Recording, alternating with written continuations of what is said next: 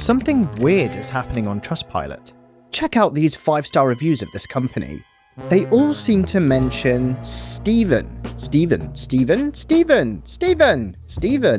Thanks, Stephen. All prefaced by this CS as well. Now I'm going to filter for the 1-star reviews. Stephen is nowhere in sight. 2-star? No, still nothing. 3-star? Oh, there he is, but he's still getting praise. You may or may not have noticed that in Trustpilot reviews for companies that have an overall pretty high score overall, every glowing review gushes about the same few employees by name. But the odds of every customer miraculously remembering Bob or Alice's name are about as low as a British summer without any rain. So let's see what this funny business is about and put an explanation to all of this. Unless Stephen just won the Customer Service Olympics, something peculiar is going on here. Clearly, these aren't just random acts of customer gratitude, right? So what's behind this seeming spread the love to your customer service agent campaign? It's against Trustpilot's policies and even the law in some jurisdictions to pay a customer or provide them with any material incentive to leave a review. So what businesses are doing is incentivizing the staff instead. Here's how it works. Staff members get bonuses or rewards whenever a customer leaves a positive, usually 5-star review, where they are named. Look at this Reddit post. We give our staff $20 for every 5-star review that mentions them by name, and tell our customers that we will do so. Can't pay the customers, but can pay the staff. On the surface, this sounds like a clever little loophole.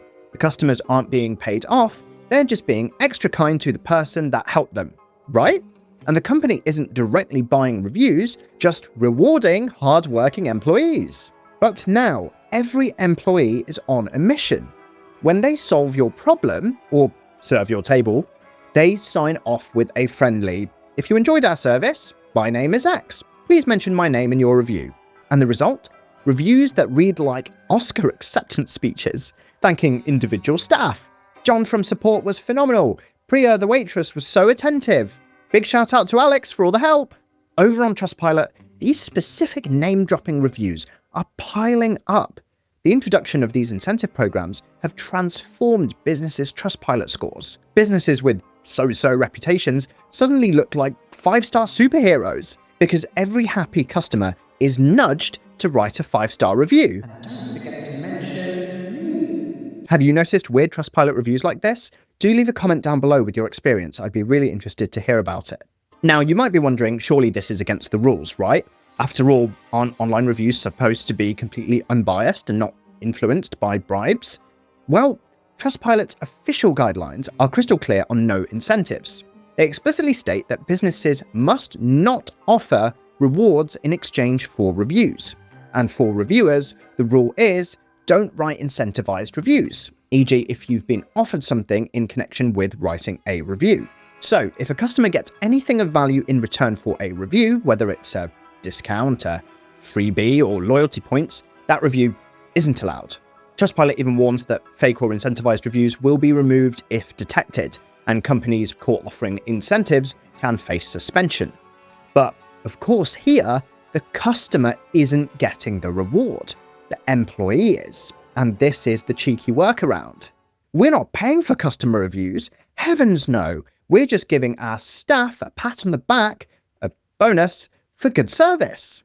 And that's how companies attempt to skirt Trustpilot's policies without technically giving the reviewer a reward. Ethically, it's on thin ice. The customer might not receive a gift, but they are being influenced. Often the employee will tell the customer about the bonus to encourage that named shout-out, which tiptoes pretty close to an incentive in spirit. So the idea came to me to talk about this and create this video because I've actually been asked by employees of companies to do this. One of them even gave me a little card with his name on it with a QR code link to the company's Trustpilot page saying that he will personally get a kickback if I review him. And of course, you then get that level of emotional empathy. This specific person did a good job. Let's get them that tip. But the problem is that I'm then incentivized to leave that 5-star review even if my end-to-end experience with that business as a whole wasn't perfect. And at the end of the day, it's the business's Trustpilot that I'm leaving a review on, not the individual's. Now, the other reason I made this video was because I went with a company for a legal service last year due to their fairly decent Trustpilot score. That was one of the incentives.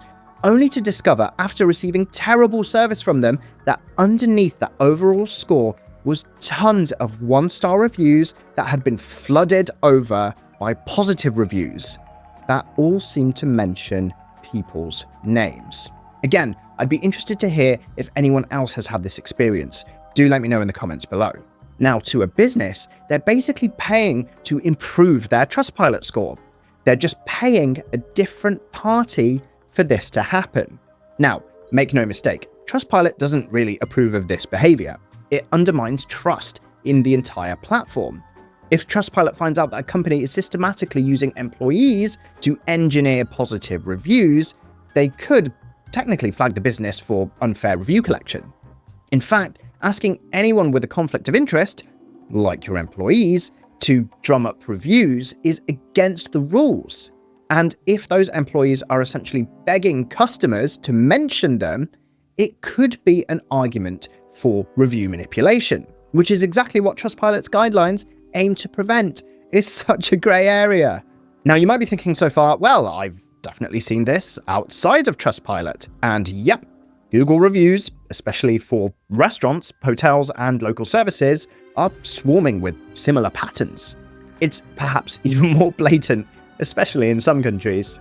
Ever read Google reviews for a restaurant where dozens of diners all praised the same waiter by name? Raj was an excellent server, 5 stars. Our waiter Sasha made our night unforgettable. You'll see it over and over. And in some regions, particularly in India, this has become practically standard, and something that I personally have experienced quite a lot.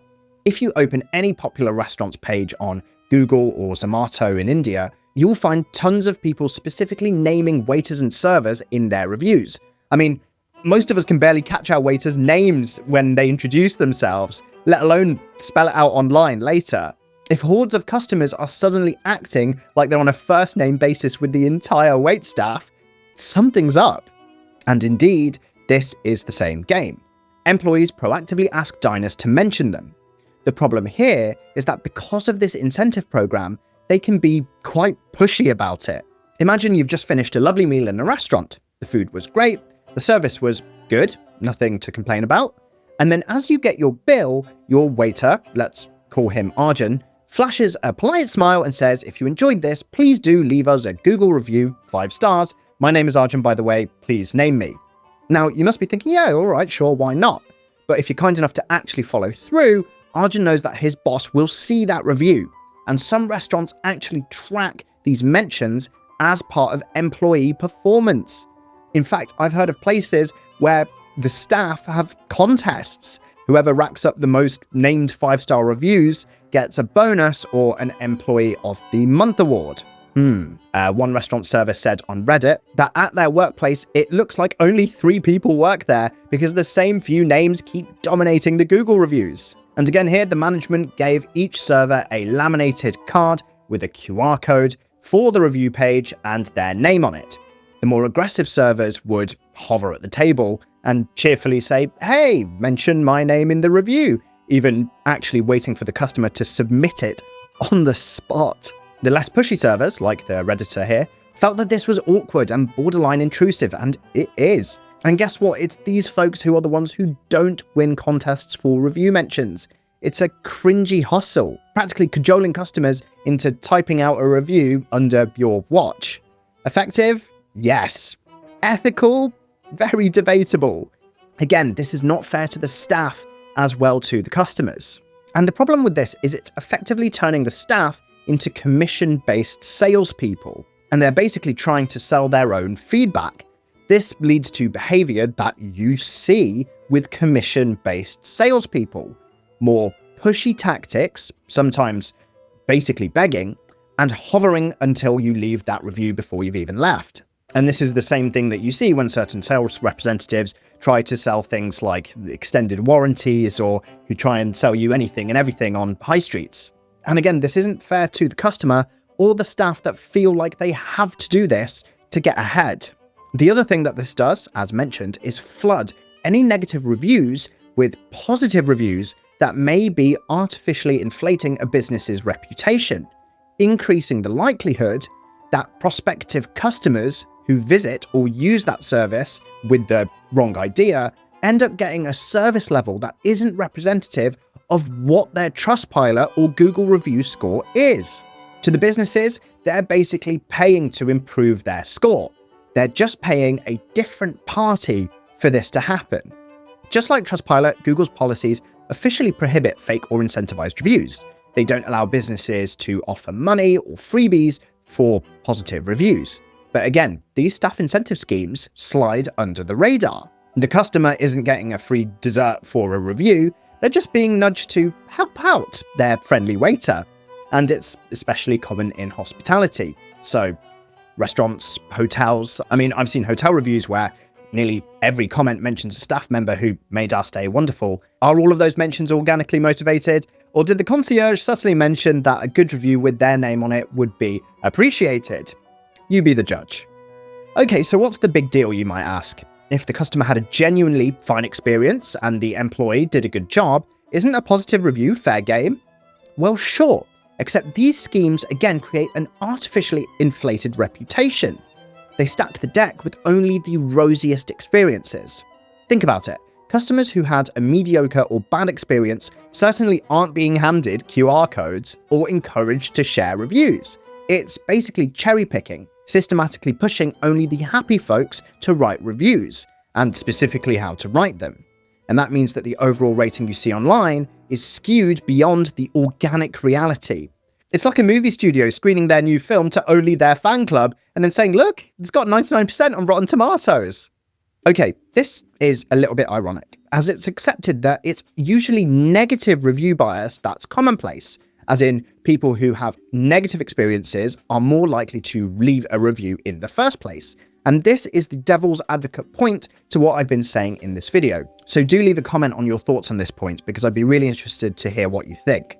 So overall, this has some pretty big implications for consumer trust. Online reviews are supposed to be the unvarnished organic truth from customers. But if a significant chunk of those 5-star reviews were gently coaxed into existence by employee incentives, can you really trust that 4.8 Trustpilot score or 5-star Google rating? Probably not as much as you'd hope. Consumer watchdogs warn that fake or biased reviews mislead people and distort competition. You might pick a restaurant or a lawyer expecting a stellar service, only to discover after you've gone with them that it was a mirage propped up by internal gamification. Over time, when people realize that they were misled, it erodes confidence in all reviews. The credibility of these platforms then takes a hit. If every glowing review might have a hidden story, like an employee bonus behind it, then consumers might start taking even legit praise with a grain of salt. And that's bad news for everybody. Honest businesses, customers, and the review sites themselves. Okay, so how do you spot this? When looking for a prospective service on either Trustpilot or Google, I'm not saying that you should immediately dismiss anything with a high number of reviews or an overall high score, or even a page where sometimes staff members are mentioned by name. Instead, if pretty much all of the positive 5-star reviews are name-dropping someone, consider why this may be, and always look at both sides of the argument. Filter the 1, 2, 3, and 4-star reviews as well. Honestly, in many cases, you'll actually get the best representation and depiction of a business by looking at the 2, 3, and 4-star reviews, not the 1 and 5-star extremes. Wherever online reviews have influence, someone somewhere will try to exploit them. Today it's an employee bonus hustle, but tomorrow it could be something else even more clever. While it's not outright buying fake reviews, it is a form of review manipulation wearing a friendly mask. Companies might think it's a clever win-win, happy staff and higher ratings, but it walks a fine line ethically. So next time you're browsing Trustpilot or Google and you see a tidal wave of rave reviews all singing the praises of Sarah in customer support, do take a moment to wonder, is this place truly wonderful, or are they just wonderfully good at working the system? Stay savvy, everyone. Don't let a chorus of suspiciously similar 5-star reviews be the only voice you listen to. Look for detailed, balanced feedback. And if you're a business owner, authenticity beats a short-term boost. Because when the truth comes out, and it usually does eventually, you don't want to be the one with egg on your face. Thanks for watching, everybody. I'd love to hear your thoughts again on this topic and your experiences with this on online reviews, on Trustpilot, Google, or even something else. If you enjoyed this video, please do give it a like. It really does help out a lot. And click over here to watch this other interesting funny business topic that I think that you'll enjoy.